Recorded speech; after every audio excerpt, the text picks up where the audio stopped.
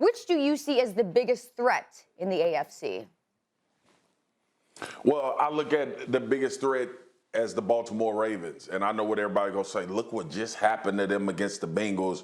We 2 weeks removed from them going toe-to-toe with potentially who we think will be the representative from the NFC in the Super Bowl in Green Bay.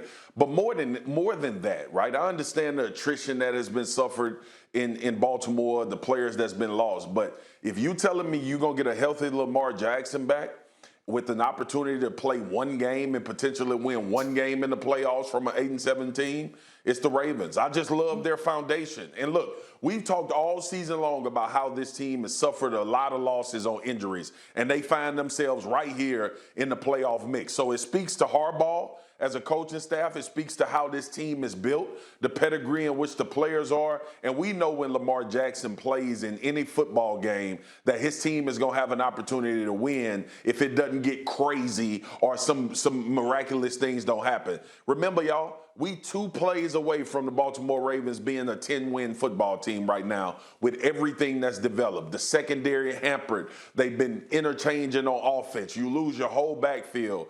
But this team has somehow, some way managed to keep themselves relevant at this point of the season. Do I think they're going to make a Super Bowl run? No.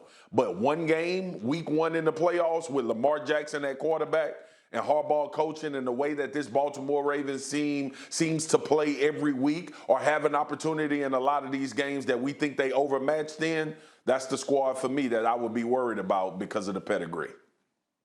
Yeah, I like where you're at, man. I'll be honest. I'm not sure that Lamar Jackson's going to be healthy the rest of the season. I'm concerned about the ankle, foot, whatever the injury is. You know, I just think, man, this guy has been banged up this entire season. And, again, coming back off that injury, you have to practice football. And at the end of the day, without him showing up and being able to practice day in and day out and kind of get the reps with his guys, it's just hard for me to overcome all the injuries that the Ravens has faced. And listen, you said it best with John Harbaugh. I'm going to go with the Chargers. And I don't really have a whole lot more than you do. They just lost to the Texans. So It's like, man, like from bad to worse. But I will say this.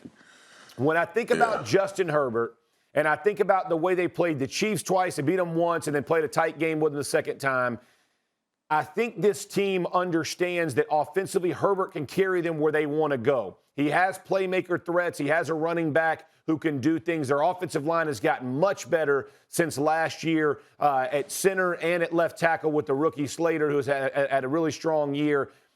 The only concern I would have is their run defense. And we've seen, man, and you saw Rex Burkhead just exploit it and how ugly it is. I will say, though, when you get into the first week of the playoffs, oftentimes I see offenses start fast. And so if I'm going to have to lay it on the line and say, how quick can they start, I would say Justin Herbert would give me the best chance to get that, right? Is you know he can be electric, whether it's with his arm or his legs. He's a big-body guy. You know he'll stand in there and make those type of plays. I don't love my pick. I don't love any of them, in all honesty. But if I have to pick one, that's where I'm going. Jeff, I look at it this way, and I understand what you're saying about the Chargers, but for me, the Ravens know how to muddy the game up. And I speak to that because of the foundation of who they are. Like, they can make a game ugly, unconventional, and you sitting there in the fourth quarter and they got an opportunity to drive the field to make a play. I think the Chargers are on both sides of the coin. Either they going to play well or they going to suck. That's really what it boils down to for them. But when we look at the Ravens, even in some losses outside of Cincinnati, the blowout, and how they lost to the Dolphins earlier this year, every game has been muddy. Every one of them. Every team went in there expecting, the Ravens beat up, they banged up, they hurt. We should be able to go in there and take care of business. And you find yourself in a dogfight, and you don't even realize it. Ask the Colts. The Colts are the best example of what the Ravens foundationally are. Like, how in the world is this team still in this game with us? And they've made mistakes. They've turned the football over. They've done everything. Lamar Jackson had a 4-interception game, and they won this year, Jeff Saturday. Like, the Ravens just have a way I didn't realize we're taking the gloves off. But guess what? I think there's going to be a lot of that. We're taking them gloves off then, dog. I see what's up now. I mean, we didn't need all that back in week 5, back in the day when everybody was healthy on the Ravens. It's reality. Hey, you got to score points. You got to score points in the playoffs. You cannot tell me the Ravens are going to go hang up a bunch of points. And their defense on the back end, people just, they excited. Let them go at it. No. Your gloves are off. Swagger, we better go at it now. Can't believe you just brought the Colts in. That's what they said. That's what they said when Marcus Peters went out. That's what they said when Deshaun Elliott went out. That's what they said when the defense, when they lost Calais Campbell, and they still sitting here. Hey, I tell you this: if the Chargers would have lost all these players, they'll probably be already going to the crib.